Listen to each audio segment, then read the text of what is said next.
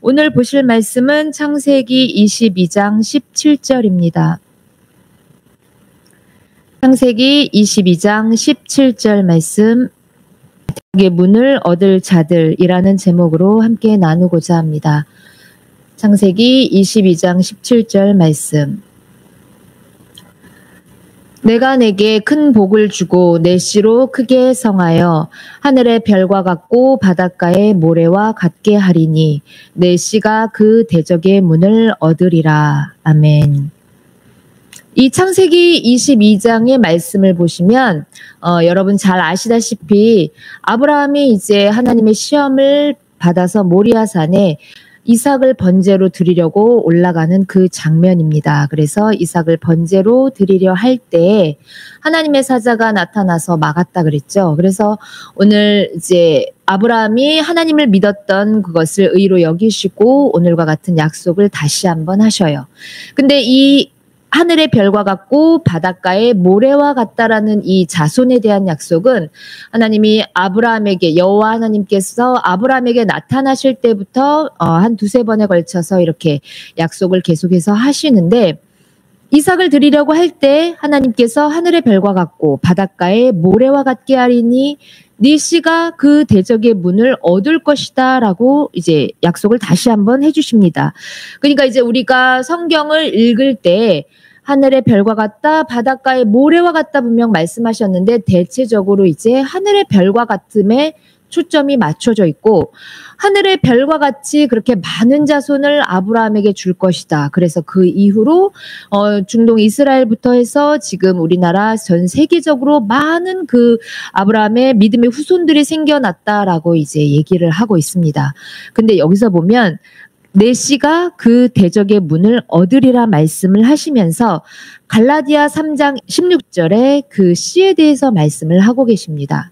갈라디아 3장 16절 보시면 이 약속들은 아브라함과 그 자손에게 말씀하신 것인데, 여럿을 가리켜 그 자손들이라 하지 아니하시고 오직 하나를 가리켜 내 자손이라 하셨으니 곧 그리스도라 말씀하십니다. 그러니까 아브라함에게 주셨던 그 약속, 하늘의 별과 같다, 바닷가의 모래와 같다, 이 약속에 대한 그 자손에 대한 약속은 이삭을 통해서 많은 사람들이 생겨나는 그것을, 역사적인 그 후손이 생겨나는 것을 말씀하지 아니하시고 신약에 와서 그것이 풀어지죠. 그래서 그것이 결국 오직 하나를 가리키는 그리스도 자손, 그 약속을 말씀하십니다.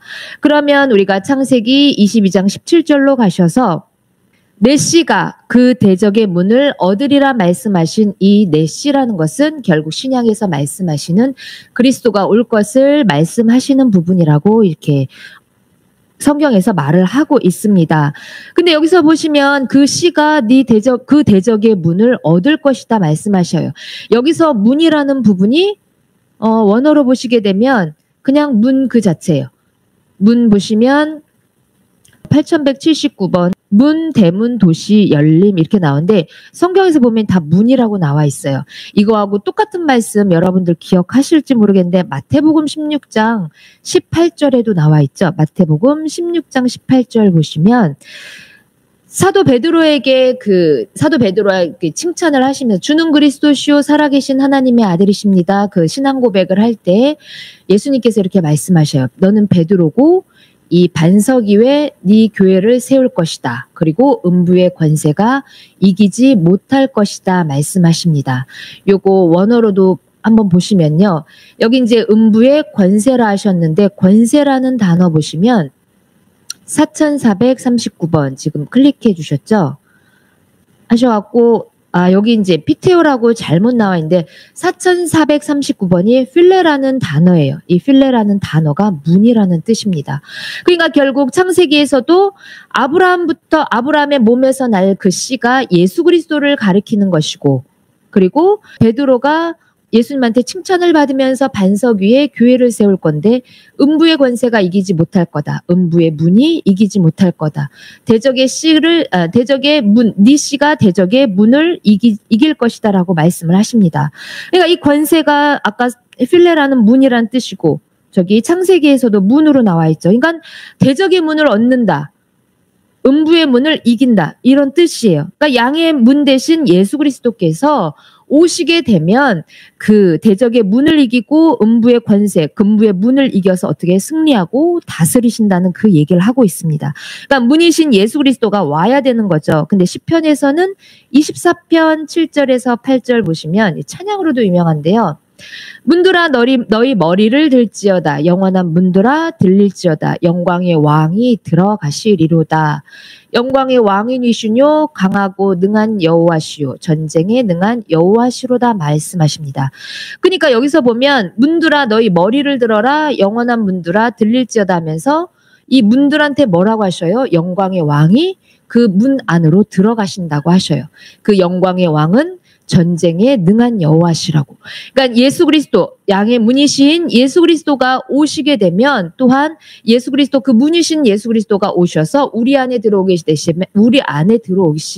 되면 우리 또한 그 영광의 왕이 들어갈 수 있는 문이 된다. 그래서 그분과 함께 전쟁을 하게 되면 이렇게 대적의 문을 이기게 되고 음부의 권세가 이기지 못하는 그러한 일이 일어난다라고 말씀을 하셔요. 그러니까 그래서 대적의 문을 얻을 자들이라고 제가 이제 제목을 잡았는데 그 대적의 문을 얻을 자들이 오늘 본문에서 보시는 하늘의 별과 같고 바닷가의 모래와 같은 자들이라고 말씀을 하십니다. 그래서 이제 하늘의 별 같은 자들 하면 여러분들이 이제 많이 아시고 많이 얘기하셔서 이거는 그냥 잠깐만 보고 넘어갈게요. 하늘의 별 같은 자들은 어떤 자들일까? 계시록 22장 16절. 여러분들 너무 잘 아시다시피 나 예수는 교회들을 위하여 내 사자를 보내어 이것들을 너희에게 증거하게 하였노라. 나는 다윗의 뿌리요 자손이니 곧 광명한 새벽별이라 하시더라 말씀하십니다. 그러니까 나 예수가 말씀하시는데 다윗의 뿌리고 자손이고 광명한 새벽별이라고 자신이 예수 그리스도 자신이 별이라고 말씀하셔요. 그러니까 하늘의 별 같은 자들이면 그 하늘에서 빛날 수 있는 별 바로 예수 그리스도를 말씀하시는 거죠. 그 예수 그리스도 그분을 영접하게 되면 우리 또한 어떻게 돼요? 하늘로 올리움 받아서 우리 또한 별 같은 존재들이 될 수 있겠죠. 그래서 다니엘서 12장 3절에 지혜 있는 자는 궁창의 빛과 같이 빛날 것이요 많은 사람을 옳은 대로 돌아오게 한 자는 별과 같이 영원토록 빛이리라 말씀하십니다. 지혜 있는 자 어떤 자들이겠어요? 문이신 예수 그리스도가 내 안에 들어오시고 새벽별이신 예수 그리스도가 내 안에 들어오시면 내가 문된 존재가 되고 별된 존재가 돼서 하늘에서 비춰지는 거겠죠. 어디다가요? 땅에다가 비추겠죠. 그런 자들이 하늘의 별 같은 자들이에요. 그러니까 우리가 이렇게 하늘의 별 같다, 바다의 모래 같다 하면 자꾸 수없이 많은 자손들만 생각을 해요. 그게 아니라 그 내시가 되는 아까 갈라디아서에 말씀하신 것처럼 자손은 예수 그리스도 한 분이시라고 그 예수 그리스도를 영접한 우리들을 나를 먼저 생각을 하셔야 돼요. 그때 이제 많은 자손을 생각할 수 있다는 것입니다. 오늘 보려는 거는 별 같은 거는 이제 제가 잠깐 보고 넘어갔고요.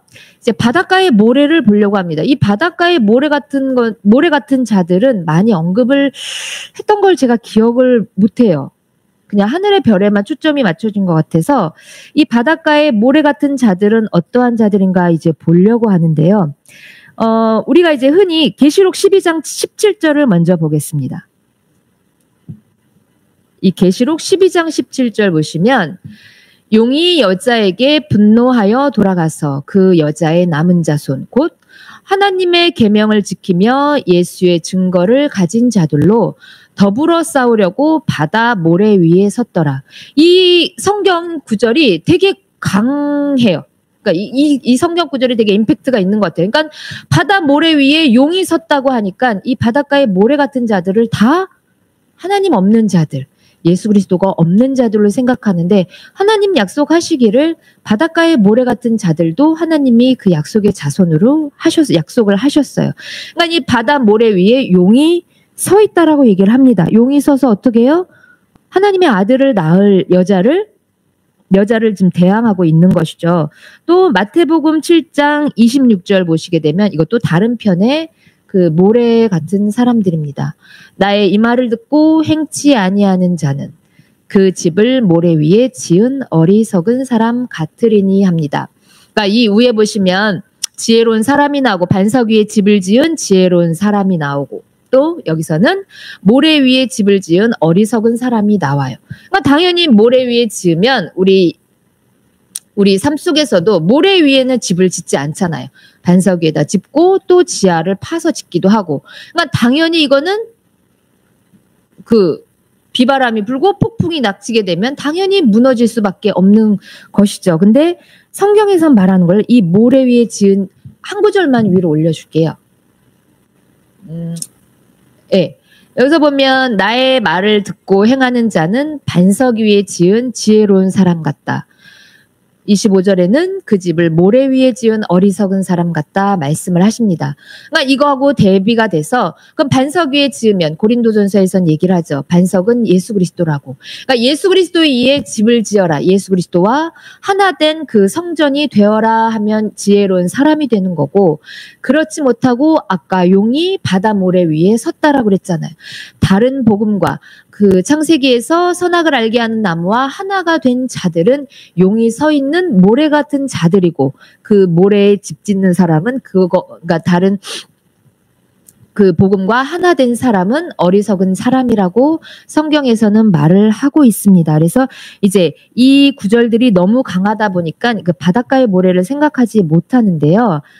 제가 오늘 이제 그 바닷가의 모래를 보려고 하는데 이거는 이제 바이블렉스를 통해서 모래의 단어를 한번 보도록 하겠습니다. 2344번. 구약에서 말하는 모래가 2344번 훌이라는 단어가 있고요. 또 이제 80번 아바크라는 단어가 있어요. 그래서 오늘 이 구절을, 이 두 개의 단어를 보려고 하는데요. 여기서 보면 2344번 홀이라는 단어인데요. 이 홀이라는 단어가 모래예요. 모래에서 모래와 같게 한다 그러면서 모래와 같이 그러니까 여기 성경 구절에서도 보면 대부분 저기 사사기 7장 12절 보시면요. 미디안 사람과 아말렉 사람과 동방의 모든 사람이 골짜기에 누웠는데 메뚜기의 중다음 같고 그 약대의 무수함이 해변의 모래가 수다함 같은지라. 대부분 이렇게 많다라는 의미로 많이 쓰여 있어요. 많이 쓰여 있는데 이 단어가 어디에서 유래하냐면 234이 바로 위에 있는 234이 이것도 똑같이 이건 훌이라는 단어입니다. 이 훌이라는 단어 234의 이 단어를 보시게 되면 빙빙 돌다, 괴로워하다, 견고하다, 강하다라는 이게 뜻으로 나와 있다고 하는데 아까 그 모래라는 단어가 이 훌이라는 단어에서 유래됐다라고 해요. 그래서 제가 몇 구절만 짚어가면서 보도록 하겠습니다. 신명기 2장 25절 바로 나와 있죠. 거기 보면 오늘부터 내가 천하 만민으로 너를 무서워하며 너를 두려워하게 하리니 그들이 내 명성을 듣고 떨며 너로 인하여 근심하리라 하셨느니라 합니다. 그러니까 왜 근심을 해요? 그러니까 누가 근심을 해요? 천하 만민이 누굴 때문에? 이스라엘 백성들 때문에 이스라엘 백성들의 명성을 듣고 그래서 떨고 근심하리라. 그러니까 이스라엘 백성들의 왜 명성을 듣고 떨겠어요? 두려워하겠어요? 이스라엘 백성들과 함께 하신 그 하나님이 베푸신 기사와 이적을 통해서 이 주변의 그 이방인들이 근심하는 그러한 장면이 나오죠. 그래서 이 이스라엘 백성들을 향해서 근심하는 그런 것이 나오고 또 바로 밑에 32장 신명기 32장 18절 보시면 너를 낳은 반석은 네가 상관치 아니하고 너를 내신 하나님은 네가 잊었도다 합니다. 그러니까 이스라엘 백성들을 책망하시는 부분이 나오는데 여기서는 하나님이 이스라엘 백성들을 내셨다, 만들었다, 이렇게 지었다라는 표현으로 그렇게 얘기를 하고 있습니다. 그리고 이제 시편 90편 2절 보시면요. 이것도 또한 하나님께서 90편 2절 산이 생기기 전 땅과 세계도 주께서 조성하시기 전 곧 영원부터 영원까지 주는 하나님이시니이다 말을 합니다. 그러니까 주께서 조성하셨다 만들었다는 그러한 내용이 나옵니다. 위에 보시면 시편 29편 8절을 또 보시면 이제 지금 제가 봤던 거는 뭐 하나님이 이스라엘 백성들을 내었다, 만들었다, 또는 이제 조성하셨다. 그리고 이스라엘 백성들로 인해서 이방인이 근심하는 그런 것이 나오고요. 시편 29편 8절 보시면요. 여호와의 소리가 광야를 진동하시며 여호와께서 가데스 광야를 진동하시더라 얘기가 나옵니다. 그러니까 여호와의 소리가 울릴 때, 그 소리가 퍼져나갈 때 광야가 진동한대요. 움직이고 그 진동이 일어난다라고 합니다. 이제 이거를 보면서 제가 이제 비슷한 단어로 뭘 봤냐면요. 소프트 바이블 가셔갖고 이 진동하다라는 단어하고 똑같은 의미가 있는데, 같은 단어는 아니지만 똑같은 의미가 있는데, 그것이 에스겔서 37장 7절에 나옵니다. 구절상으로 의미가 비슷해요. 그래서 이걸 보고 넘어가려고 하는데, 이에 내가 명을 쫓아 대언하니, 에스겔 선지자가 명을 쫓아 대언하니, 대언할 때 소리가 나고 움직이더니 이뼈 저뼈가 들어맞아서 뼈들이 서로 연락하더라 합니다. 여기서 그러니까 하나님의 명을 쫓아서 에스겔 선지자가 대언할 때 소리가 나고 움직였다라고 그래요. 이 움직이다라는 단어를 보려고 하는데요. 움직이다라는 단어가 7494 해서 여기 밑에 보시면 라시라는 단어예요. 그래서 소란, 도약, 진동, 사나움이라는데 이게 7493에서 유래한데요. 이거 보시게 되면 이제 움직인다, 진동하다라는 의미예요. 근데 움직이다, 진동하다라는 의미, 또 지진이라는 그런 의미가 있습니다. 그러니까 지진 난다, 진동한다, 움직이다라는 단어인데 소프트 바이블 볼게요. 이 소프트 바이블 보시게 되면 왜 움직이고 왜 지진이 일어나겠어요? 진동이 일어나겠어요? 그러니까 에스겔이 하나님의 말씀을 대언할 때, 하나님의 소리를 대언할 때, 아까 그 시편에서 보신 거는 여호와의 소리가 광야를 진동했다 그랬죠. 그러니까 여호와의 소리가 뭐 하늘에서 막 꽝꽝꽝꽝 이런 그런 진동이 아니라 누군가의 입을 통해서 여호와의 소리가 나갔을 때 광야, 물 없는 땅이 광야잖아요. 그 광야가 진동해요. 진동하면 어떻게 돼요? 오늘 이 에스겔서 말씀처럼 움직여서 지진이 일어나서 어떻게 해요? 말랐던 뼈들이, 죽어가는 뼈들이 이뼈 저뼈가 맞아 들어가는, 연락되는 그 현상이 나타나는 게, 그게 바로 이제 2342번 훌이라는 단어입니다. 한 구절 더 보시면 이제는 신약으로 가볼게요. 히브리서 12장 26절입니다. 여기도 이제 진동하는 거예요.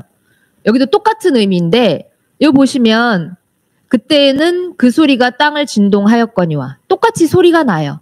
여호와의 소리가 났고, 에스겔서에서는 에스겔 선지자가 대언했어요.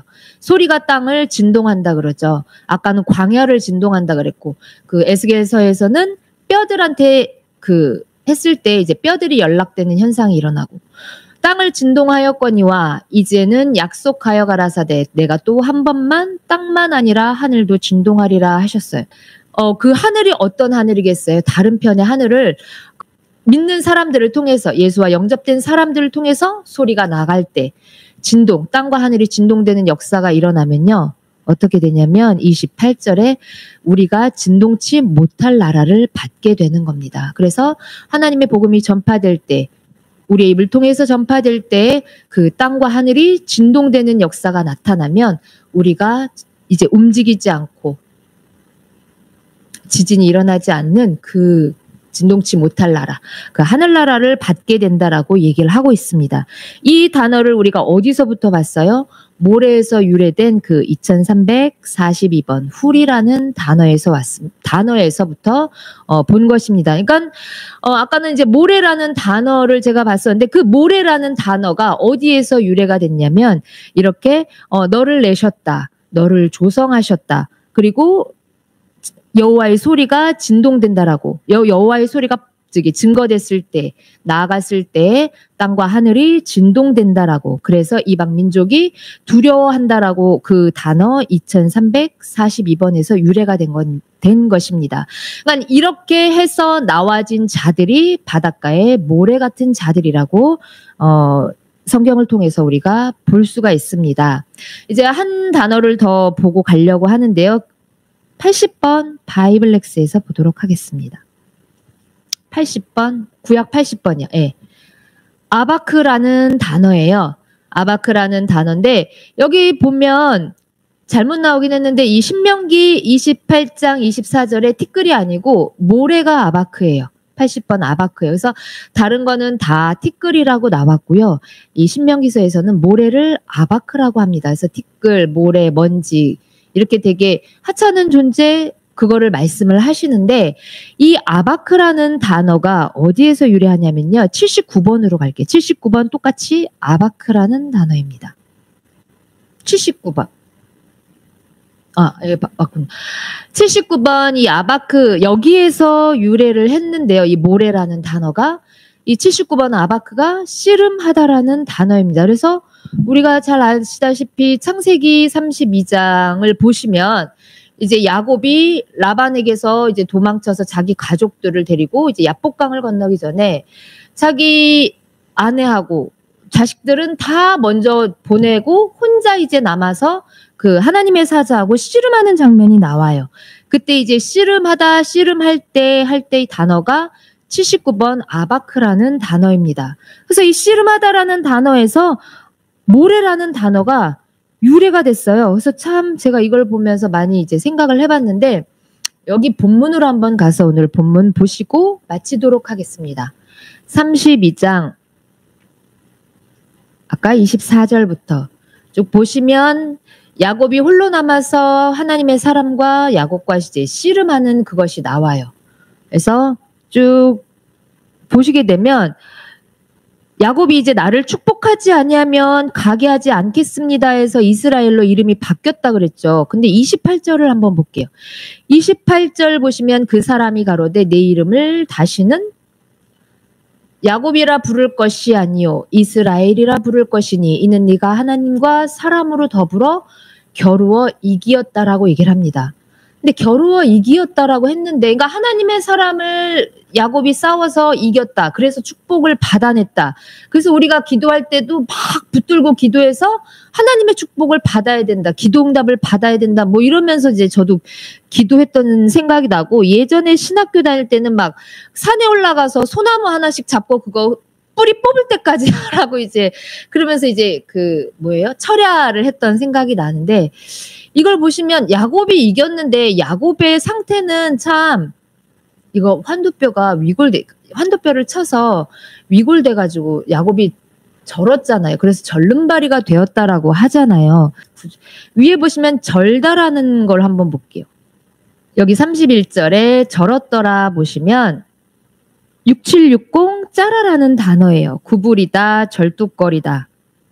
바이블렉스에서 보도록 하겠습니다. 6760 여기 보시면 찰나 뭐 이렇게 나오는데 절뚝거리다 하면서 다 절다라는 의미예요. 그러니까 환도뼈로 절고 환도뼈로 인해서 절고 여호와께서 저는 자를 모으고 저는 자로 그 남은 백성이 되게 하고 저를 다 벌하고 저는 자를 구원하신다라고 얘기를 합니다. 그러니까 이게 절고 있는 자를 저는 자를 하나님께서는 찾아서 모아서 구원하시고 남은 백성이 되게 하신다. 이렇게 말씀을 하셔요. 이 단어가 어디서 오냐면 6763 이 단어에서 유래된 게 6763 젤라라는 단어예요. 6763 젤라라는 단어를 보시면 아까 그 절다라는 단어에서 유래가 됐는데 여기는 보시면 이제 갈빗대가 나오고 그 아담이 하와가 만들어질 때 아담의 갈빗대를 취했다 그랬죠. 그 갈빗대가 나오고 성막의 이편 저편할 때 그 편이 나오고요. 그리고 밑에 쭉 내려가시면 골방이라는 단어 왕상인 거예요. 왕상에 보시면 골방이라는 단어가 나와요. 그러니까 이 단어를 보시게 되면 창세기 본문으로 가시게 되면 이겼다라고 했는데 이겼다라는 그 단어 그러니까 우리 생각은 야곱이 축복을 받아냈다라고 생각했는데 야곱이 보면 그 상태는 그렇게 겉모습의 상태는 그렇게 별로 좋지가 않아요. 이겼다라고 할 수 있을까라고 생각을 해봤는데 28절에요. 하나님이 환도뼈를 쳐서 저는 자로 만드셨어요. 이 저는 자가 그래서 야곱이 하나님 예수 그리스도의 어떤 갈비뼈이고 골방 성전에 들어가는 자. 근데 원문으로 올게요. 이미 야곱은 예수 그리스도를 영접한 자잖아요. 그럼 여기서 보시면 28절을 보시면 여기 보시게 되면 네가 겨루어라는 단어가 나옵니다. 네가 겨루어. 이게 8280 싸라라는 단어인데 우세하다, 권력을 쥐다예요. 그리고 저 더불어라는 단어 한번 봐주실게요. 더불어. 5973 임이라는 단어인데 이게 뭐뭐와 동등히 함께 보다 이렇게 하는데 이게 바이블렉스 가면 안 가셔도 되고요. 5973이라는 단어가 대체적으로 함께라는 뜻으로 나와 있어요. 그래서 이제 6005번 임마누엘이라는 단어가 임마누엘 하면 하나님이 우리와 함께 하시다라는 뜻이잖아요. 이게 5973 이 단어 임이라는 단어하고 410번 하나님이라는 단어가 이게 합성어예요. 그러니까 이게 더불어를 뜨는 건 뭐냐면 하나님과 막 싸워서 이긴 게 아니라 하나님과 함께해서 이기는 자 되었다라고 여기 본문에서는 말을 하고 있습니다. 그러니까 이 모래라는 단어에서 뭐냐면 아까는 2344번 그 모래가 2342번에서 유래됐다 그랬죠. 하나님이 내시고 하나님이 조성하시고 만드신 자들이에요.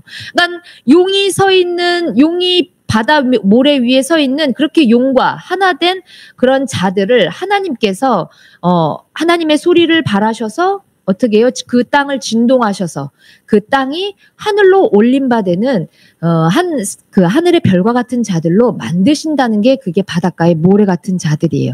그래서 그러니까 어리석은 자들이 예수 그리스도를 영접함으로 인해서 다시 반석 위에 세워지는 자들로 만드신다라는 게 아까 그 2342번의 모래 같은 자들이고 여기서 보시게 되면 이제 야곱은 하나님과 예수 그리스도와 영접한 자인데 다시금 하나님이 함께하는 그 상황, 내가 너와 함께하지 않느냐. 이게 야곱이 야복강에 왜 혼자 있어요?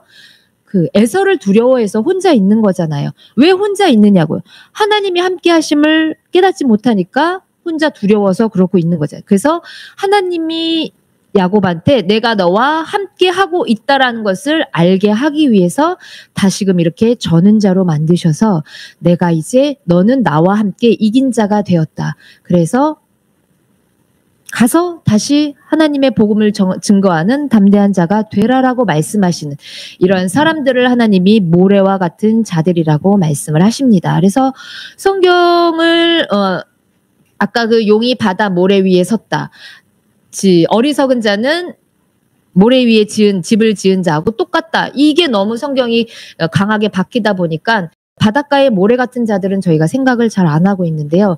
오늘 이 단어 구약에 있는 이 단어 2342번 그리고 이 79번 80번이란 단어를 보시면서 하나님께서 용이 서 있는 모래 같은 자들을 하나님께서 바꾸시면 이렇게 하나님이 바닷가의 모래와 같은 자들로 만드셔서 새벽별 같은 자들로 만드시고 오늘 야곱과 같이 이렇게 하나님이 함께하는 자들로 만드신다. 우리 또한 하늘의 별과 같고 바닷가의 모래와 같은 자들임을 잊지 마시고요.